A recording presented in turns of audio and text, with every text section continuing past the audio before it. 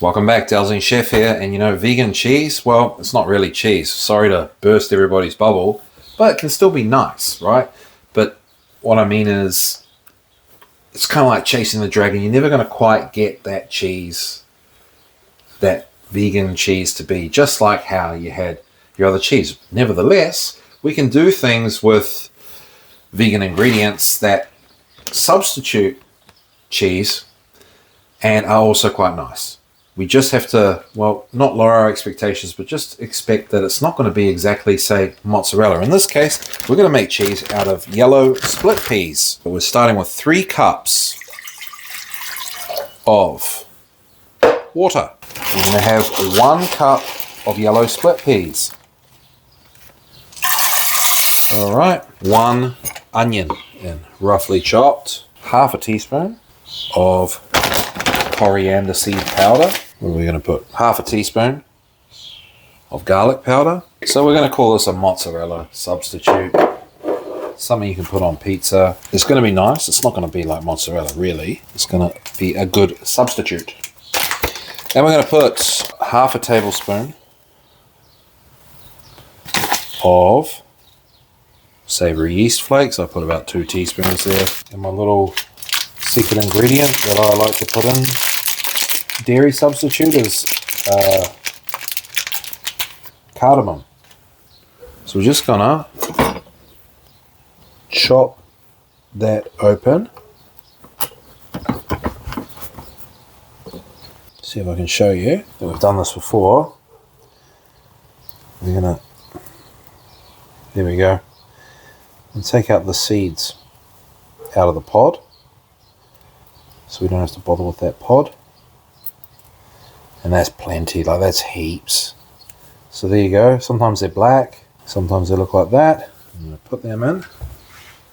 You take the seeds out, you get more cardamom flavor out of them. And last but not least, psyllium husks.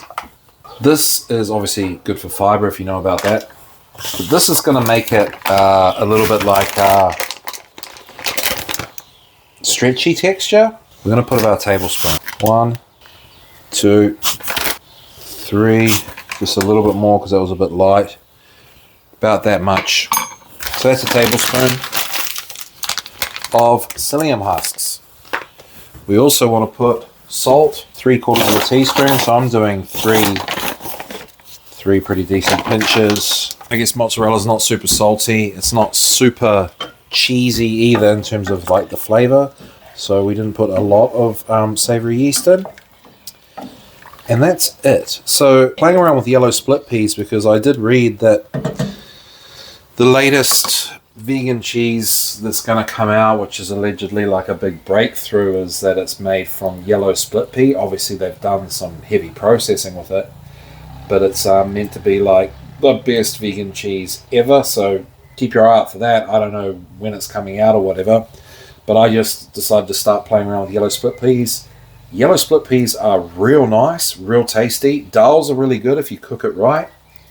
And also making like dips and spreads with yellow chickpeas, yellow split peas are real good. So in a way, this is kind of going to be a spread. You're going to see what the psyllium husk does to it a little bit. It's going to give it a little bit of like, not stretch, but cohesiveness. So when you put it on, we'll do a pizza. So yeah, we're going to cook this, bring it to a boil, and cook it on low for about half an hour, and we'll check to see if the peas are cooked. Half hour is probably the minimum. You do want to give this the occasional stir, otherwise it will probably stick to the bottom of the pan, bottom of the pot. Not the end of the world. So yeah, we'll see you in half an hour. All right, so we're part way through cooking. It's been about 10 minutes. I just wanted to show you what it looks like. It's a gluey mess. And so yeah, it probably needs more attention than I was saying before. It really can stick to the bottom of your pan. Not the end of the world. It does clean up all right. You got it on low. So yeah, pretty regular stirring. I don't think you have to stand right over the stove, but every few minutes you're going to want to give it a stir. And yeah, so I just wanted you to see that's what the psyllium husk does. Just so you know, this is like psyllium husk as a binder and a gluey, stretchy thing. to add into our cheese substitute. So we're going to see how this turns out, and it should be pretty good. So I'll see you at the end of the cooking. Alright, so it's been about 35 minutes, and that's what we've got here. This mass of goo. And the yellow split peas are quite firm to the bite, but that's okay. You can cook them for a bit longer, or put the lid on and leave it to rest for like half an hour. But no biggie. It's totally fine because we're going to whiz this up with a stick blender now.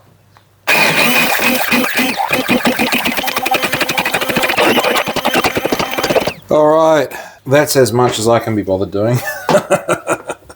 If you have an actual blender, then yeah, it's gonna do quite well in the blender. And if it gets troublesome, you can add a little bit more water, of course, to make things easier. I have already done this as an experiment, and it just tastes so nice. I don't mind. There are little bits in it, but if you're being, you know, if you want to be pedantic, yeah, go for it. So yeah, as you can see, it's quite, gluey. So we're going to make some pizzas. I do want to taste that. I need my spoon.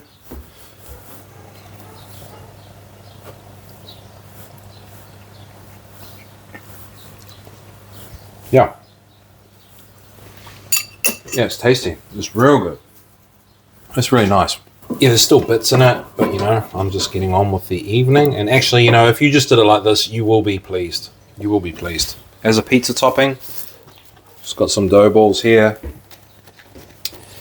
Just showing you how I make pizza the lazy way. There's some wholemeal flour here, so you can't really stretch it out too much. And I do quite a low hydration just to make life easy. I don't want to be scrubbing dough off everywhere all the time. But yeah, nice. Turn the pan up nice and hot. There. We've got the oven on grill. And we're going to cook the bottom, and then we're going to put it under the grill. It's a cool way to make pizza. We need a spoon to spread out our cheese substitute.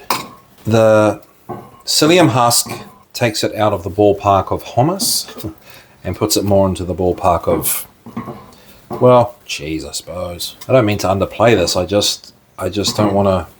I just hate. I've been through all these vegan videos in my time of how to make cheese, and a lot of the products that you can make on these YouTube videos, they're nice, but they're not cheese. And I mean, they just, clickbait, like, looks, tastes, is exactly, you won't even, it's exactly cheese. No, it's not. It's not exactly cheese. Doesn't mean it's not nice. So I'm just being honest. So put a nice thick spread. That this on top of pizza, it is all you need, or you can obviously put stuff on top. But the flavor, just at that, so good. All right, so it's been a couple of minutes. This cast iron pan's on high. And look, we're pretty cooked on the bottom there. It's going to cook further, so we better turn that off, and we better get it under this hot grill. We're going to see what happens to this cheese mozzarella substitute while it cooks under the grill. So this is actually the second pizza I made. The first one I got distracted by the cricket, and I burnt the top. So the grill's on high, so it's super hot, and there's a fine line here. As you can see here, this is a hotter part under the grill, and this is a colder part under the grill. So there's not really, there's not much leeway for, what I'm trying to say is, this particular topping burns easily. So you got to keep your eye on it. I would say that this topping is great just by itself, and I just want to show you how cheesy or not cheesy it is. So see, it's a little bit cheesy. Oh yeah, this is actually really hot. Yeah, so good. Really is good just on its own. Obviously, a bit of olive oil, or if you're not really low-fat vegan, I'd recommend definitely adding some olive oil into the mix, and you can top it as you want. Easy way to make pizza. Easy way to make a mozzarella substitute that's not really that much like cheese, but it fits the bill, and it's super delicious. So there you go. See you at the next one.